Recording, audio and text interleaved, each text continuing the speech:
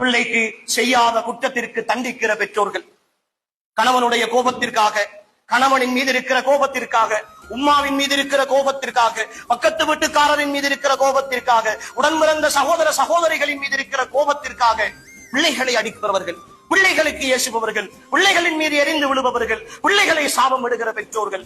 அன்புக்குரியவர்களே, இது ஒரு மிக பெரும் பாவம். இது மிக பெரும் பாவம். இது தெளிவாக புரிந்து கொள்ளுங்கள்.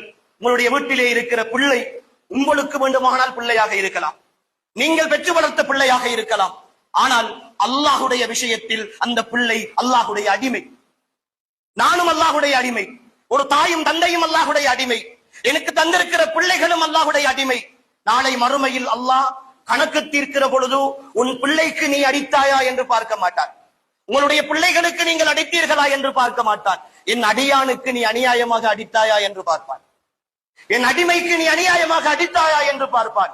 மஹ்ஷருடைய வழியில் கொம்புள்ள ஆடு ஒரு கொம்பில்லாத ஆட்டுக்கு இந்த உலகத்தில் குத்தி இருந்தால் அல்லாஹ் அந்த கொம்பில்லாத ஆட்டுக்கு மறுமையில் கொம்பை கொடுத்து கொம்புள்ள ஆட்டினுடைய கொம்பை இல்லாமலாக்கி குத்தச் செய்து அதற்கு நீதி செலுத்துவான் அல்லாஹ் மறுமையில். அப்படி என்றால் என்னுடைய பிள்ளைக்கு என் கவலையால், அந்த கவலையில் வந்த கோபத்தால் அநியாயமாக ஒரு அடி அடித்திருந்தால், ஒரு ஏசி இருந்தால், ஒரு திட்டி இருந்தால், அன்புக்குரிய சகோதரிகளே, அல்லாஹ் மறுமையில் நிச்சயமாக கணக்கு தீர்ப்பான். நிச்சயமாக அல்லாஹ் மறுமையில் கணக்கு தீர்ப்பான்.